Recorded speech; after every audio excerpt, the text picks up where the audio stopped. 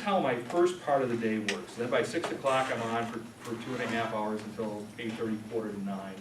And it's what we call in our business a news wheel. We have network news at the top, 10 minutes of local news with my news director. I have 5 minutes of sports, and we have an interview, and we start it all over again. But in between, we fill with different things. And we had one interview that didn't show up today. So I had some extra stuff available that we talked about to kind of fill the time. Talking about one of the pieces we use today is that there's like 350 languages spoken in the U.S. right now. And a lot of it is Native American and things like that. But it was just kind of interesting how they broke it down percentage-wise, different parts of the country and so on and so forth. So I like to try to find information like that. When I'm done with my shift, I usually take a break for half hour, 45 minutes. That's my breakfast break, I guess. Then I come back, and sometimes there's commercials that need to be recorded. Working with our traffic department on putting commercials together. Sometimes it's working on some sports stuff. Today I worked on a little bit of basketball stuff. We had the basketball media day yesterday, so I interviewed Coach Miller and Coach Corralo, so I worked on that a little bit. And then there's a lot of just what I like to call housework that you have to do, housekeeping you have to do. Affidavits that have to be filled out, claiming that you ran the right shows at the right time. There's scheduling that has to be done. There's promotions. You have to work with the sales department on. We're into, starting not too long from now, Christmas music that we'll be programming. And so there's always different, and I never have enough time for that stuff. But one thing I've also done too is that I'm very particular, because to me, my personal life is very important. And so I'll stay at work if I have to stay at work. And I've had some 10, 11, 12-hour days. But if it's something that can wait till the next day, I want to do that, because I want to have time away from my job too, because being with my wife is important, and just having time to work out in the afternoons, and even doing things like coming here today is very important. So that's basically what my life is, my regular work day is like. It obviously ramps up here now in the next couple of weeks, because not only will we have at least 2 more weeks of football, hopefully a couple more than that, but basketball starts next week as well. And so next week, for instance, now, we'll just back up a little bit. Every Thursday I meet with head coach Kevin Bullis. We meet for an hour between 10 and 11 every morning.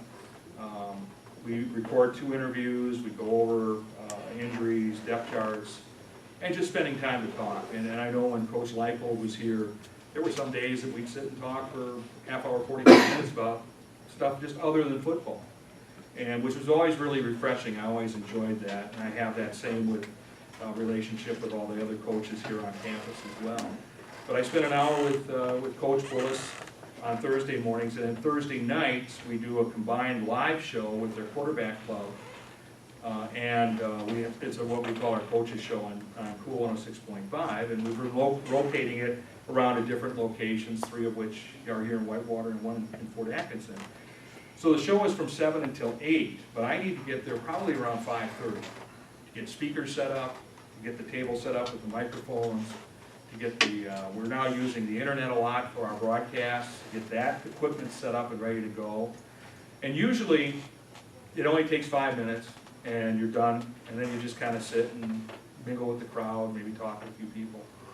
But there are days when things don't work right, and an amplifier doesn't work right, or a headset doesn't work right, so you have to scramble around. So I always get to broadcast locations, whether it be for a show like that or a ball game, plenty extra early, because you just never know when you're going to need the extra time.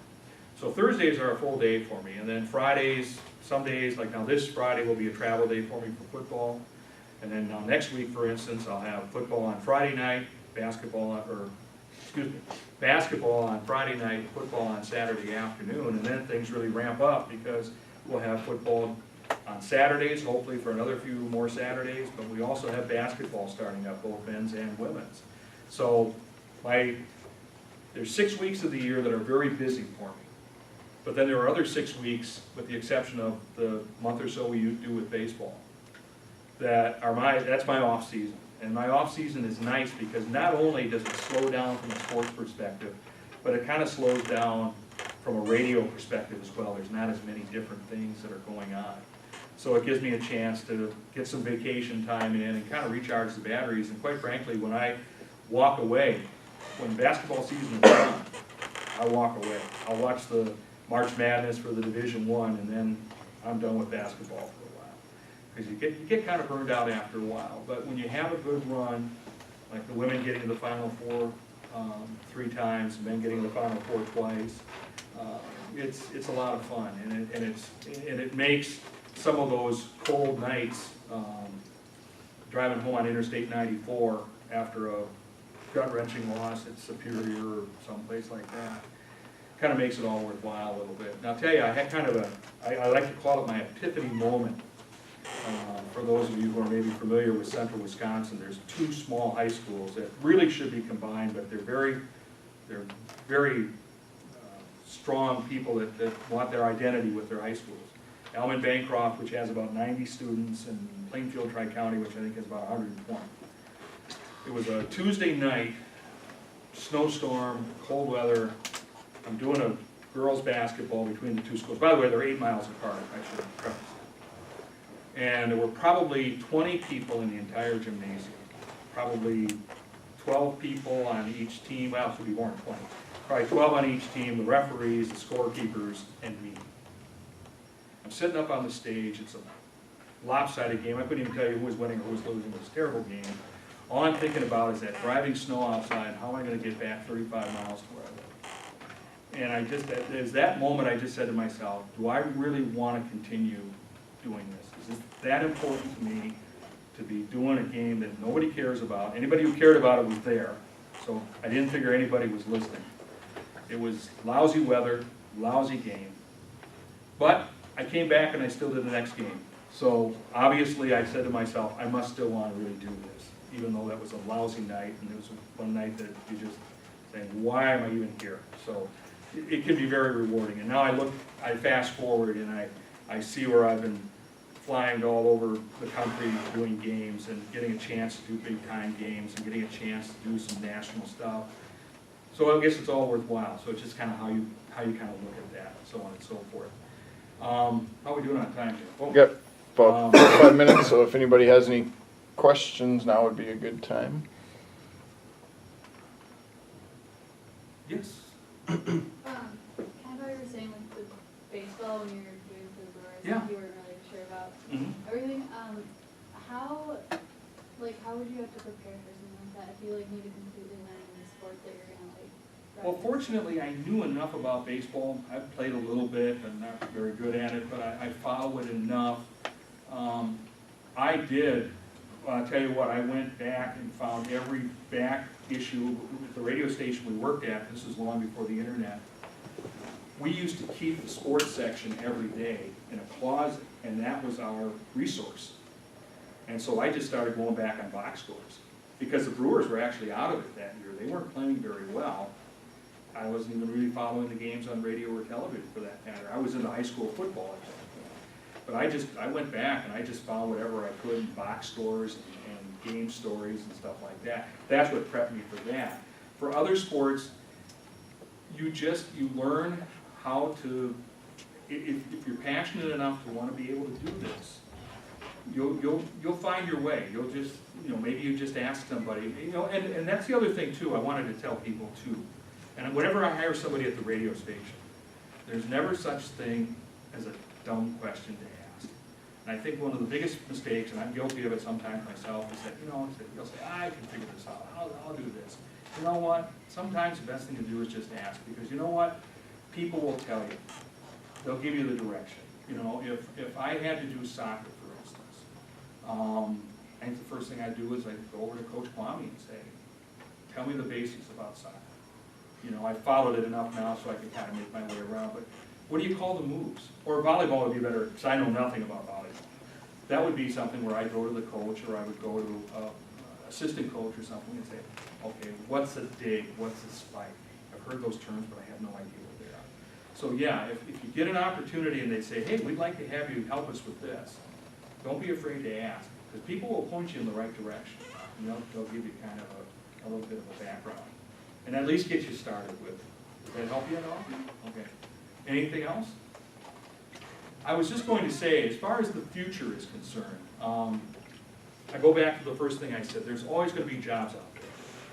But it just depends on how badly you want it and what you will do to make yourself available for that job. When there's a job that opens up on a Division I level, like if Matt LePay would ever step down from the Badgers, I can guarantee you right now, there would be about 500 people that would apply for that job.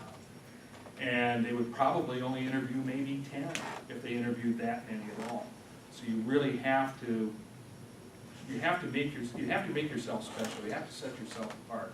But if you're willing to put in the time, willing to put in the work, willing to go through the hard knocks of not getting a job somewhere along the line, or in my particular case, a couple of times losing a job, but being resilient enough and then learning from your past mistakes, trying to constantly improve yourself, there's always going to be something out there. And again, because the business has changed drastically, at least the radio business in the last 20 years, with all the technology that's out there, know the technology, be willing.